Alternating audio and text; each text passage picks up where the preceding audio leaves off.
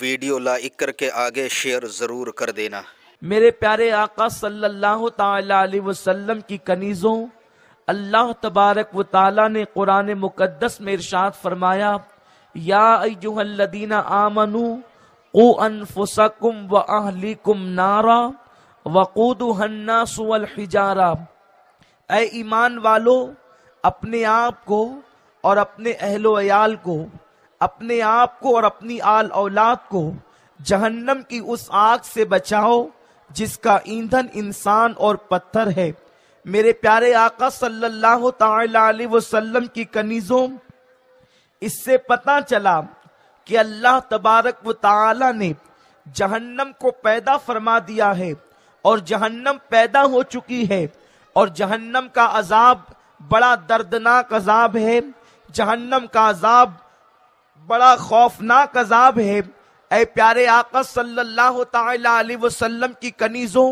اللہ کے رسول صلی اللہ علیہ وسلم نے ارشاد فرمایا کہ انسان جو تصور ہی نہیں کر سکتا، اس سے زیادہ خوفناک عذاب، اس سے زیادہ دردناک عذاب، اس سے زیادہ تکلیف دہ عذاب جہنم کا عذاب ہے۔ اے خاتون جنت کی کنیزوں، آپ آگ کو بہت زیادہ قریب سے دیکھتی ہے۔ آگ کا سب سے زیادہ سابقہ عورتوں کو پڑتا ہے، اس لیے کہ جب وہ کھانا پکاتی ہے تب ان کو آگ کے سامنے ہونا ہوتا ہے، جب وہ چائے بناتی ہے ان کو آگ کے سامنے ہونا ہوتا ہے۔ اے خاتون جنت رضی اللہ تعالی عنہا کی کنیزوں، آپ اندازہ لگائیں کہ جب باورچی خانے کے اندر دوپہر کی گرمی ہوتی ہے اور اس کے بعد آگ جلانا پڑتا ہے تو عورتوں کو کتنی تکلیف ہوتی ہے، کتنی مصیبتوں کا سامنا ہوتا ہے۔ اے خاتون جنت رضی اللہ تعالی عنہا کی کنیزوں، یاد رکھو یہ جو دنیا کی آگ ہے اس کے بارے میں فرمایا گیا، جہنم کی آگ کو 70 مرتبہ جب رحمت کے پانی سے دھویا گیا تب کہیں جا کر کے دنیا کی آگ تیار ہوئی ہے۔ اے خاتون جنت کی کنیزوں، مجھے بتاؤ، جب جہنم کی آگ کو 70 مرتبہ رحمت کے پانی سے دھلا گیا ہے تب کہیں جا کر کے دنیا کی آگ بنی ہے۔ اب آپ مجھے بتائیں،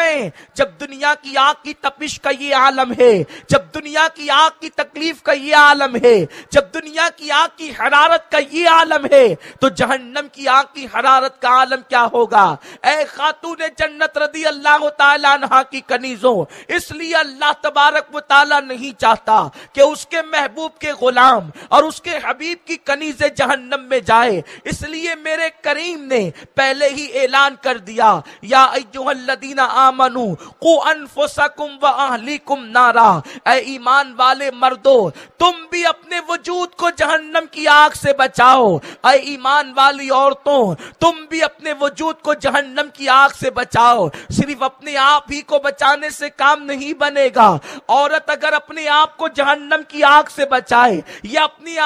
شوہر اپنے آپ کو جہنم کی آگ سے بچائے تو ذمہ داری پوری نہیں ہو جاتی، اس لیے کہ اللہ نے ارشاد فرمایا وَأَهْلِيكُمْ، اور تم اپنی اولاد کو بھی جہنم کی آگ سے بچاؤ۔ اس سے پتا چلا کہ ایک ماں کی ذمہ داری کیا ہے۔ ایک ماں کی ذمہ داری یہ ہے کہ وہ اپنے وجود کو بھی جہنم کی آگ سے بچائے۔ ایک باپ کی ذمہ داری یہ ہے کہ وہ اپنے وجود کو جہنم کی آگ سے بچائے اور اپنی اولاد کو بھی جہنم کی آگ سے بچانے کی کوشش کرے۔ اس کا مطلب یہ ہے کہ اولاد کی اچھی تربیت کرے، خود کے دل کے اندر بھی اللہ کا خوف پیدا کرے، خود کے دل کے اندر بھی رسول اعظم کی محبت پیدا کرے اور اپنی اولاد کے دل میں بھی اللہ کا خوف پیدا کرے۔ اے خاتون جنت رضی اللہ تعالی عنہا کی کنیزوں، بہت توجہ کے ساتھ سنو، زمین کے اوپر انسان اپنی مرضی کے مطابق زندگی گزارے، اپنی طبیعت کے مطابق زندگی گزارے،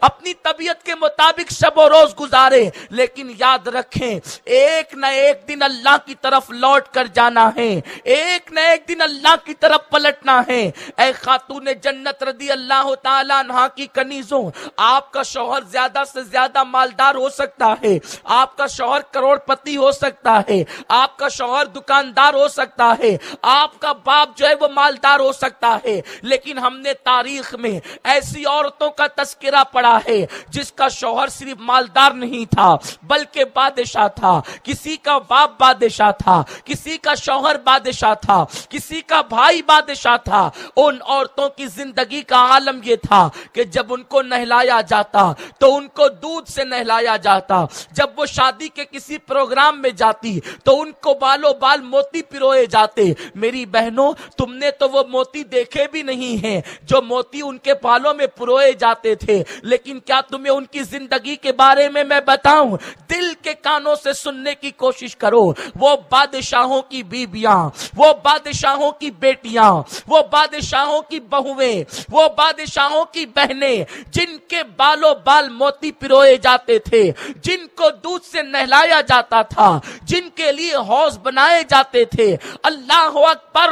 جب وہ دنیا سے کوچ کر گئی، جب دنیا سے ان کا انتقال ہو گیا تو آج ان کی قبروں کا نشان بھی موجود نہیں۔ ویڈیو اگر اچھا لگا ہو تو لائک کر کے آگے ضرور شیئر کر دینا۔ اللہ حافظ۔